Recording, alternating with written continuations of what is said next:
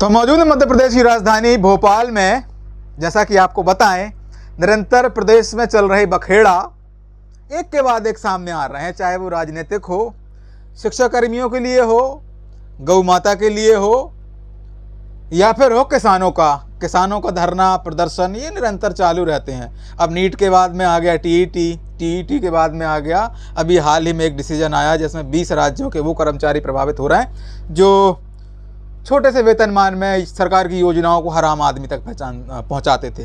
लेकिन अब विषय हमारा है कि महंगाई, पेट्रोल डीजल में लगी आग कैसे बुझेगी, क्योंकि पेट्रोल डीजल वो चैन है जो राजधानी के साथ साथ पूरी देश की व्यवस्था को, अर्थव्यवस्था को झकझोरने का काम करता है, यस्त व्यस्त करने का काम करता है, और इसकी जो आग है वो हर एक चूल्हे तक पहुंचती है। तो सर कैसे देखते हैं ये पूरा जो क्राइसिस है उसको? ये वर्तमान केंद्र सरकार की सोची समझी साजिश है। अब आप ये बोलेंगे कि ये साजिश कैसे है? हमारे देश ने जो अभी युद्ध की स्थिति बनी हुई थी उसी का कितना डीजल पेट्रोल अन्य देशों से खरीदा है। यदि उसको संचित कर लेते तो कम से कम 10 साल तक पेट्रोल डीजल लगातार चलता रहता, हमें बाहर से बुलाने की आवश्यकता नहीं होती। पर हमारी सरकार ने चंद व्यापारियों को, पूंजीपतियों को, उनके हितैषी व्यापारी अडानी जैसों को, अंबानी जैसों को फायदा पहुंचाने के लिए अपने देश में संचित पेट्रोल डीजल को विदेशों में बेचा है। आप मीडिया के माध्यम से देख रहे होंगे कितना गैलन टन जा चुका है विदेशों में। उसका मार्जिन कहां गया? फायदा किसको पहुंचा? वो अडानी अंबानी को पहुंचा और उनकी कंपनियों को जो सरकार से संबंध जुड़ी हुई है। ये दुर्भाग्य है हमारा। यदि सरकार चाहती तो वो पेट्रोल डीजल भारत में ही रहता तो आने वाला 2, 4, 5 साल ऐसा ही निकल जाता, किसी भी युद्ध का प्रकोप भारत में नहीं होता। हमारे यहां ये एक लालच, सरकार की लालच, सरकार की चंदा लेने की मंशा बताती है उन कंपनियों को फायदा देना। मैं आपसे ये चाहता हूं कि आप भगवा पार्टी के राष्ट्रीय अध्यक्ष हैं, बतौर मान लीजिए एक आम आदमी भी हैं, तो ये जो पेट्रोल और डीजल का क्राइसिस है, क्या ये बता के आया है सरकार के लिए? क्या सरकार को इसकी पहले से जानकारी थी? सरकार को क्या पूरे विश्व में क्या इस क्राइसिस की जानकारी थी किसी को, या इसके लिए पहले से मतलब सरकारें? बिल्कुल जानकारी थी। आप देख रहे हैं विगत 20 वर्षों में जो युद्ध चल रहे हैं किसी भी देश के किसी से, वो 2 दिन में खत्म नहीं होते हैं, महीनों और सालों चल रहे हैं। तो क्या सरकार हमारी आंख मूंद के बैठी हुई थी? अच्छी तरह से मालूम था। आज पूरा पोर्ट अडानी का हो गया है, पूरा पेट्रोलियम अडानी अंबानी का हो गया है। सरकार में घुसे हुए वो लोग सरकार के शेयर होल्डर हो गए हैं। सरकार कैसे चलनी है और कैसे नहीं चलनी है वो सब आने वाले ये बड़े पूंजीपति तय करते हैं।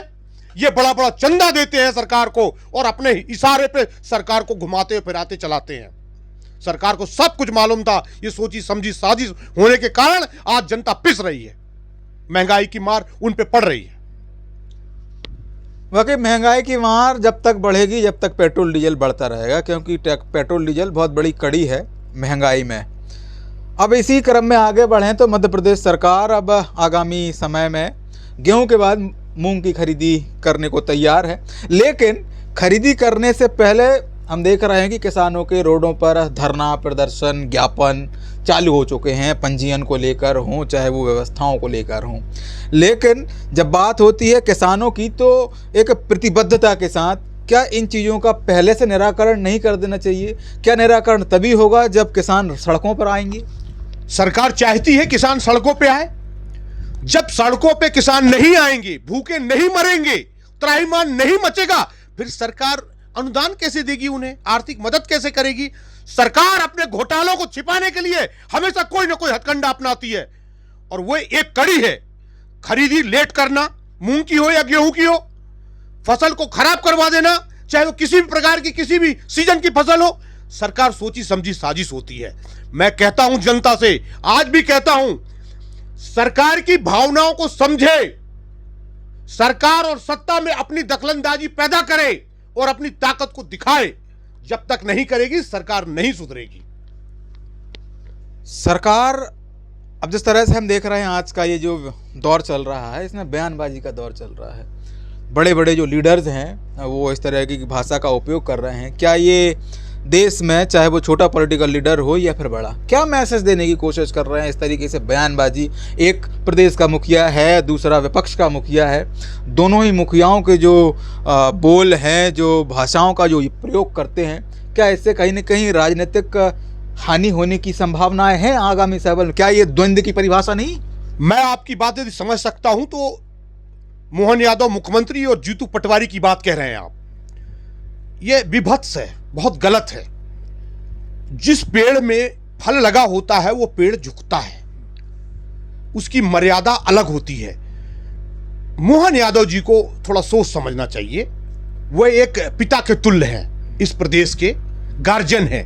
उनको बहुत सीधी, सुलझी और संकुचित अच्छी भाषा का उपयोग करना चाहिए। और जीतू पटवारी क्या है वो आपको भी मालूम है।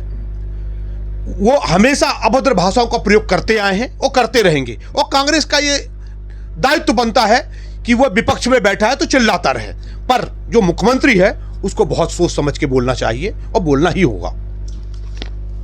अब एक और विषय, सनातन धर्म में गौ माता, जिसमें 33 कोटि देवी देवताओं का वास होता है, निरंतर हम देख रहे हैं कि अलग अलग कृत्य गौ माता के साथ में रोडों पर हो या व्यक्ति विशेषों के द्वारा किए जा रहे हैं। उनका हमने कई बार सुना कि यूपी हो, मध्य प्रदेश हो, चाहे देश के अलग अलग राज्य हों, लेकिन देश में अलग अलग राज्यों में गौ माता को राष्ट्रमाता दर्जा मिले, इसके लिए काफ़ी संगठन आतुर हैं और वो चाहते हैं कि ये हो जाए।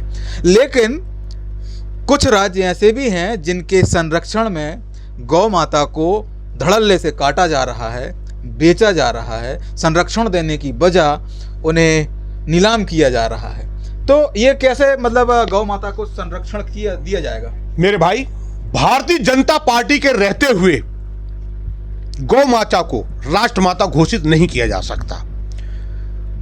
मेरे पत्रकार बंधु, आपको पता होगा हमारे विदेश मंत्री, हमारे कुछ मंत्री विदेशों में गए थे और वहां से हलाल सर्टिफिकेट लेके आए थे, और उन्होंने घोषणा की थी कि बीफ का निर्यात करता भारत पहला देश बन चुका है।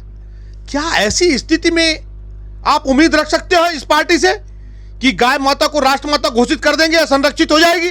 दुर्भाग्य है उसका। मैं पहले भी कह चुका हूं, आज मुसलमान का एक तबका जमीन पर उतर आया है। वो कहता है गाय को संरक्षित करने के लिए आप नया नियम कानून लाइए, हम आपके साथ हैं, किसी भी बलि पे हम गाय की बलि नहीं चढ़ाएंगे, किसी भी त्योहार पे नहीं काटेंगे। फिर भाजपा मुंह में दही जमाए क्यों बैठी है? क्यों राष्ट्रमाता घोषित नहीं कर रही है? उसको राष्ट्रमाता घोषित करना चाहिए, यह उससे अच्छा समय नहीं है। और यदि नहीं कर पाती है तो भाजपा के रहते हुए कभी भी संभव नहीं है कि गाय कटने से रुक पाए। वाकई एक प्रासंगिक विषय रहा। पूर्व अभी विधानसभा सत्र जो चला उसमें भोपाल शहर से विधायक आतिफ अकील ने एक संकल्प पत्र विधानसभा में पेश किया, जिसमें ये स्पष्ट किया गया है कि गौ माता को राष्ट्रमाता का दर्जा दिया जाए। ये एक मुस्लिम विधायक हैं जिन्होंने ये संकल्प पत्र पेश किया, कांग्रेस के विधायक हैं। लेकिन जो पार्टी गौ माता के एजेंडे को लेकर समाज में प्रचार प्रसार करती है और गौ माता के संरक्षण की बात करती है, क्या उनके सभी विधायक मिलकर उस एक संकल्प पत्र का जवाब नहीं दे सकते? क्या उस संकल्प पत्र को पास कराने के लिए समर्थन नहीं दे सकते? या सिर्फ राजनीति के लिए गौ माता को एजेंडा बनाना क्या उचित है, क्या अनुचित है? अब इसका जो फैसला है वो तो जनता तय करती है 5 साल में एक बार। लेकिन मेरी जनता से भी अपील है कि निरंतर गौ माता के संरक्षण के लिए आगे आएँ और हो सके जितना भी बने उनकी सुरक्षा, उनकी देखभाल, और ख़ास तौर पर उनका रोडों पर ना छोड़ें। किसान जितने भी हैं उनसे भी आग्रह है कि कृपा कर गौ माता को न छोड़ें। ये थे हमारे साथ में भगवा पार्टी के राष्ट्रीय अध्यक्ष शिवाकांत जी, जिन्होंने बेबाकी से, चाहे किसानों का मुद्दा हो, चाहे युवाओं का मुद्दा हो, चाहे गौ माता की बात हो या फिर हो पेट्रोल डीजल का क्राइसिस, बेबाकी से अपनी बात रखी, अपना पक्ष रखा। क्योंकि इनके पास आने का एक और मुख्य कारण था, वो ये है कि मध्य प्रदेश में 2 महत्वपूर्ण धड़े हैं पार्टियों के, एक कांग्रेस, एक भाजपा। लेकिन जो तीसरा धड़ा है वो है भगवा पार्टी, जो निरंतर रेगुलर अपने पथ को प्रदर्शित करते हुए अपने जो संकल्प हैं उनको लेकर आगे बढ़ रही है, बेबाकी से अपनी बात रखने का काम भी कर रही है। तो आगामी चुनाव की तैयारियां तो पार्टी की हैं ही, लेकिन दिशा विमुख ना हो इसलिए पार्टियों को राह भी बताने का काम कर रही है कि आप दिशा से ना भटकें और मुद्दों को, जनता को व्यवस्थित तरीके से लाभ पहुंचे, इसका प्रयास निरंतर करते रहें। क्योंकि ये एक समाज सेवी का काम होता है। समाज सेवी का काम सिर्फ ये नहीं कि कुर्ता पजामा पहन लिया और निकल पड़े। वो कुर्ता पजामा सफ़ेद है और वो जनता द्वारा आपको प्रदान किया गया है, तो जनता का पक्ष प्रमुखता से उठाया जाए। वीडियो किसी और क्रम में करेंगे आपसे पुनः मुलाकात वीडियो जर्नलिस्ट संकेत कुमार के साथ। Cameraman Salman Gani, yes Bharat news Bhopal.